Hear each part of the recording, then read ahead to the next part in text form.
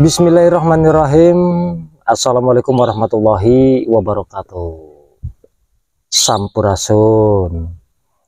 Salam sejahtera, salam rahayu buat kita semua. Mudah-mudahan kita semua kabarnya masih dalam keadaan sehat walafiat, masih diberi kenikmatan, masih diberi kekuatan iman dan juga Islam. Amin ya rabbal alamin. Bismillahirrahmanirrahim. Innallaha wa malaikatahu yusholluna ala nabi ya ayyuhalladzina amanu shollu alaihi wasallimu taslima. Allahumma sholli ala sayyidina Muhammad wa ala ali sayyidina Muhammad. Alhamdulillah, sedulur Kirakso Channel, sekarang kita lagi berada di salah satu sungai. Sungai ini merupakan sungai perbatasan antara Kecamatan Losarang dan juga Kecamatan Loh Bener, ke arah sananya.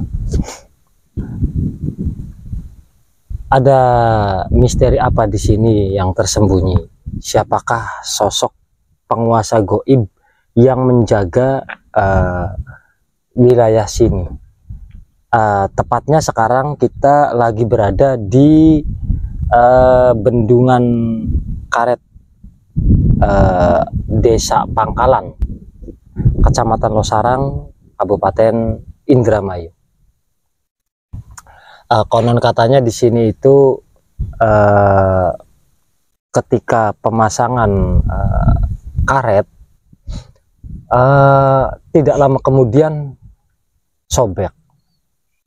Entah selang beberapa minggunya itu sobek atau bulannya terus sobek. Jadi konon katanya sudah 2 atau 3 kali di sini perbaikan. Jadi apakah dengan sobeknya karet tersebut ada hubungannya dengan makhluk astral yang ada di sini, ataukah emang karena ada faktor alam seperti pecahan kaca atau benda-benda tajam lainnya yang menyobek karet tersebut? Nanti kita tanya-tanya sama Bunda Ana mengenai di sini, karena narasumber yang kita temui tidak mau menemani kita, ya sedulur Kirakso Channel. Beliau malu.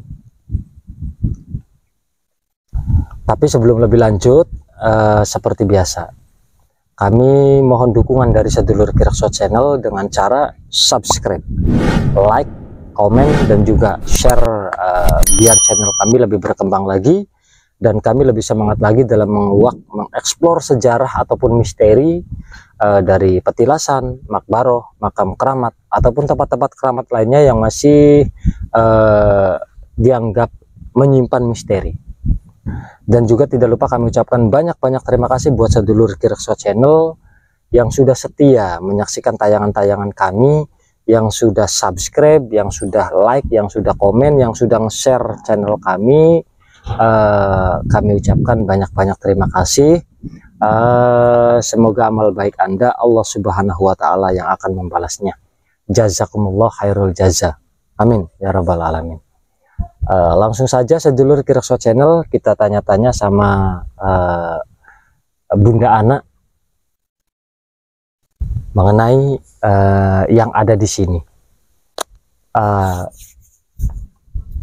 Bunda, begini Bunda, sekarang kita kan ada di tepian Sungai Pangkalan, sungai yang mempunyai sejarah. Di sini Bendungan Karet ini katanya pernah sobek beberapa kali. Terus menurut Bunda Ana sendiri, dengan sobeknya karet yang ada di sini yang menjadi bendungan, itu apakah ada hubungan dengan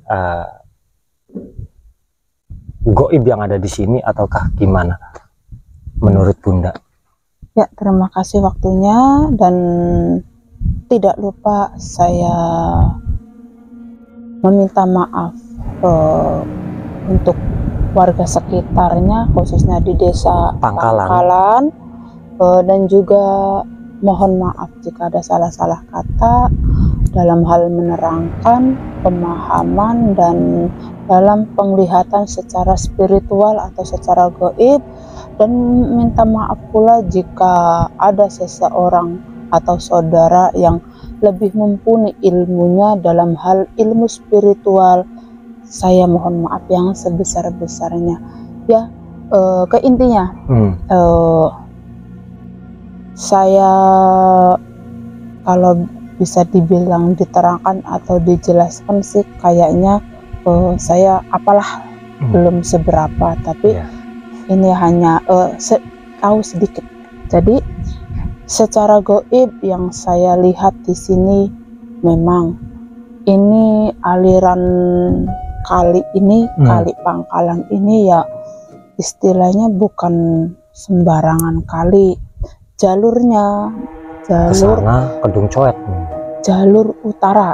Ini masih ada jalur pantai utara, dan di setiap titik itu sudah ada yang penghuninya atau yang bisa dibilang penguasanya. Tapi penguasanya itu bukan berarti dia menguasai sendiri, memang ada yang memerintah dari Keraton Utara, Pantai Utara. Dan siapakah yang di belakang saya ini, atau bisa dibilang yang mendiami tempat ini atau menghuni tempat ini? Yang saya lihat di belakang saya itu ada sesosok ular yang sangat besar berwarna hitam. Tapi itu ular bukan ular naga, ular biasa, tapi sangatlah hitam warnanya, sebesar pohon kelapa ada. Sekarang beliaunya hadir menyaksikan kita ngobrol, dan di tengah jembatan itu saya melihat ada sesosok laki-laki berpakaian komboran warna hitam, atas bawah hitam, dan memakai topi caping, seperti topi yang biasa kita pergi ke sawah. Beliau mengatakan, sayalah yang menguasai tempat ini, dan mungkin jika sedang beliau bisa merubah wujud, kadangkala menjadi manusia dan kadangkala juga menjadi seekor ular. Jika menjadi seekor ular, berbentuk ular biasa tapi besar sebesar pohon kelapa.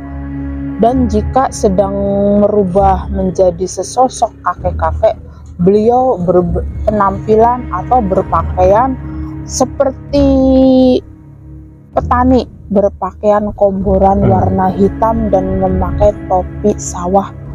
Kalau kita bisa dibilang topi caping, kalau bahasa Jawa Dermayune apa? Caping. Ya. Bu ya, apa sih caping?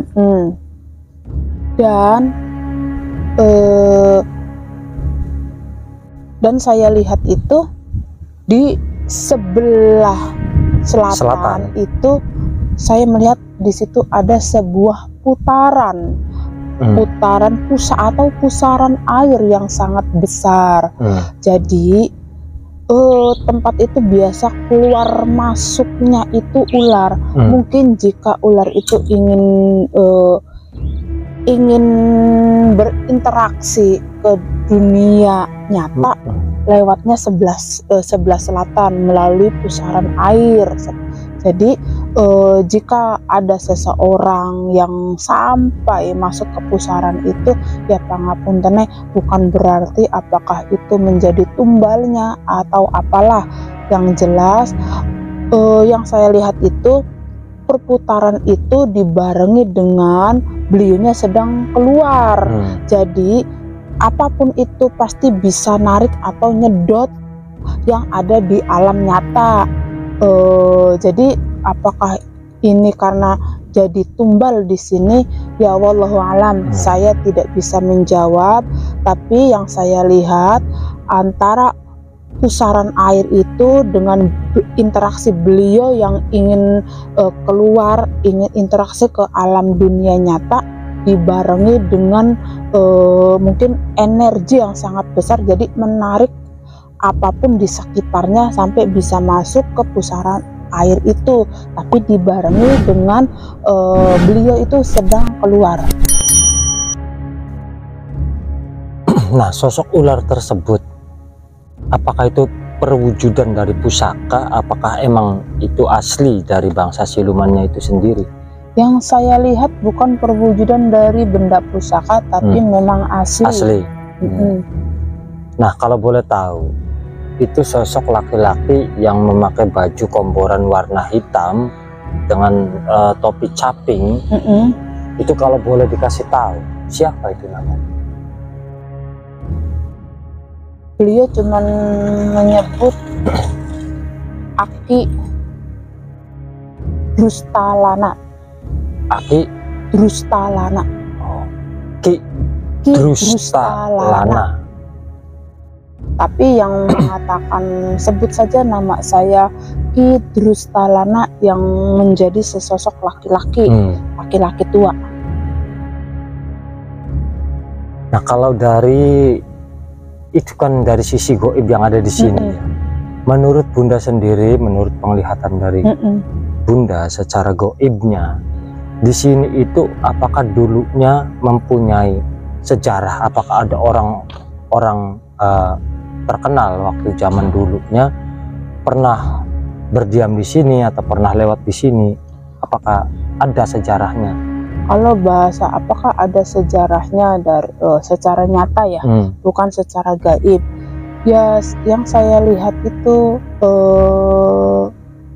sejarah waktu zaman dulu itu di sini tempat semacam kayak Hindia Belanda seperti itu tuh ada Hindia Belanda, tapi bukan dipekerjakan seperti di petani atau apa.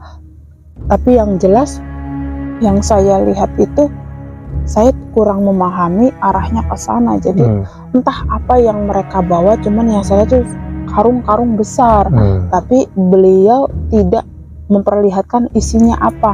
Tapi yang jelas sepertinya bukan hasil bumi, seperti padi lah, bukan. Tapi entahlah arahnya ke sana yang beliau bawa itu apa. Arah bawa karung-karung yang besar. Karung-karung besar, jadi pakai pedati, tapi saya nggak melihat isinya apa, tapi semuanya sudah dikarungi. Kemungkinan seperti kayak garam sepertinya, karena di sini kan bahasanya karena dekat sama laut, jadi mungkin yang dihasilkan itu garam. Jadi yang dibawa sama mereka itu kemungkinan garam ya? Kemungkinan yang dibawa mereka itu garam, karena yang saya lihat bukan hasil bumi seperti padi atau sayuran, tidak.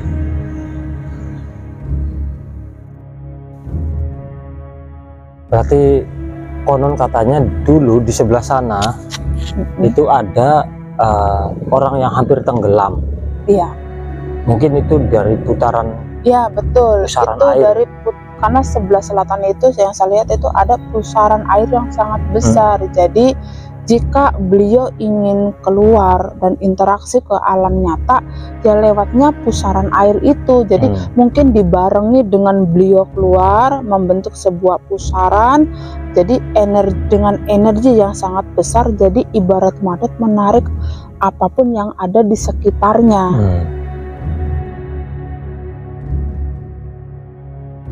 Dan ditambah lagi apakah di sini ada sesosok beliau yang luar biasa. Saya melihat itu di sini dulu ada seorang kakek-kakek, tapi kakek-kakek itu yang saya lihat hanya tiduran, tapi yang jelas beliau bukan orang sembarangan, kakek-kakek pribumi. Yang saya lihat beliau sedang menyender di pohon, sedang tiduran. Dulu yang di sebelah sana itu ada sebuah pohon, beliau tuh tidurannya di situ. Jadi sambil ini tongkat di sini, jadi sambil bersedekap nyender sambil tiduran kayak gini. Saya melihat itu ada di sebelah sana. Sebelah sana ya. Ini secara nyata. Mungkin juga beliau sedang dalam perjalanan. mungkin sedang istirahat, tapi yang jelas saya melihat beliau bukan orang sembarangan. Tapi beliau tidak menjawab apakah beliau itu siapa tidak. Nah, kalau barangkali penguasa goib di sini memberikan pesan ataupun apa, karena di sini biasanya banyak yang suka mancing. Yang jelas kalau buat saya pribadi, walaupun saudara kita yang tidak terlihat tidak memberikan pesan, tapi setidaknya kita sebagai sesama umat Tuhan, sesama makhluk Tuhan, ya kita saling menjaga, saling menghormati, jangan seenaknya sendiri. Kenapa? Kemanapun itu kita berpijak, kita tetap harus ada rasa sopan santun, walaupun dengan makhluk yang tidak terlihat. Kita harus tetap sopan, jangan sembarangan. Seandainya kita orang mempunyai sopan santun, setidaknya walaupun hanya di dalam hati, tidak terucap melalui mulut kita, tapi di hati kita tetap meminta izin untuk memancing. Kenapa? Karena kita kan ibarat kata sedang mencari rezeki. Jadi yang kita doakan adalah keselamatan, diberikan rezeki yang berlimpah ruah, seperti itu. Jadi dimanapun itu kita harus tetap sopan santun, jaga etika. Ya. Nah, di samping sosok kakek-kakek dan juga sosok ular yang sangat besar, apakah ada makhluk lain di sini seperti buaya atau apa? Kalau bahasa apakah ada buaya putih di sini? Sampai saat ini saya tidak melihat. Saya hanya melihat itu sesosok ular yang sangat besar dengan kakek-kakek yang ada di tengah-tengah jembatan. Jadi kita kembali lagi. Kenapa baru beberapa hari udah jebol lagi, udah sobek lagi? Yang saya lihat itu karena kata kakek-kakeknya waktu pembangunan itu, kalau lihat itu tadi, setidaknya kita harus ada sopan santun. Kenapa? Karena selain kita manusia yang nyata, di sebelah juga ada manusia makhluk Tuhan yang memang tidak nyata. Jadi setidaknya kita saling menghormati.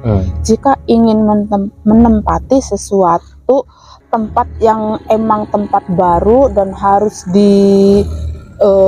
dibangun kembali atau dibangun biar tambah bagus lagi, ya setidaknya itu tadi kita harus sopan, harus izin dengan penguasa yang ada di sini. Bukan berarti banyak dari kalangan saudara-saudara kita akan selalu arahnya ke hal yang melenceng dalam hal agama, ya maaf sekali. Kita bukan maksud ada di situ, bukan, tapi kita sesama ciptaan Tuhan, karena sudah tentu pasti ada yang terlihat dan ada juga yang tidak terlihat. Karena Allah itu menciptakan jin dan manusia. Betul. Jadi tidak cuma manusia, ada malaikat, ada jin. Betul. Jadi setidaknya kita yang mempunyai rasa sopan santun yang besar, yang tinggi dalam hal etika atau attitude, kita harus junjung tinggi. Walaupun beliau tidak terlihat, tapi kita tetap harus ada uluk salam, harus ada kulo nuwun, permisi, punten, seperti itu. Jadi biar kita enak. Jadi kemanapun kita berpijak atau tinggal atau untuk sementara beristirahat, bismillah, nyaman, karena kita sudah ada kulo nuwunnya dulu, tidak langsung nyelonong. Di sini apa ada sebuah kerajaan goib?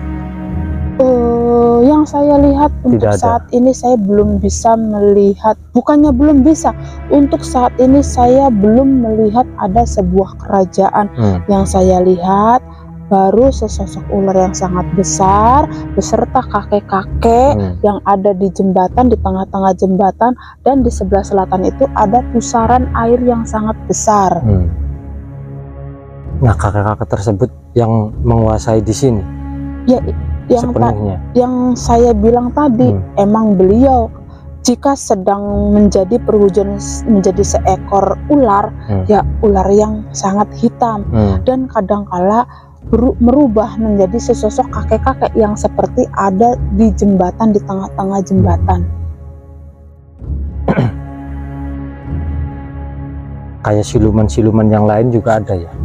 Sudah tentu, tapi yang saya bicarakan itu dikhususkan penguasa di sini. Tapi selain penguasa yang di sini, selain beliau, ya sudah tentu pasti ada namanya juga air, pasti banyak, tidak hanya satu, pasti banyak. Tapi saya hanya menjelaskan yang menjadi penguasa di sini. Bukan penghuni di sini. Kalau membicarakan sebuah penghuni, siapakah yang penghuni di bantaran kali Pangkalan, ya sudah tentu pasti banyak sekali, bermacam-macam.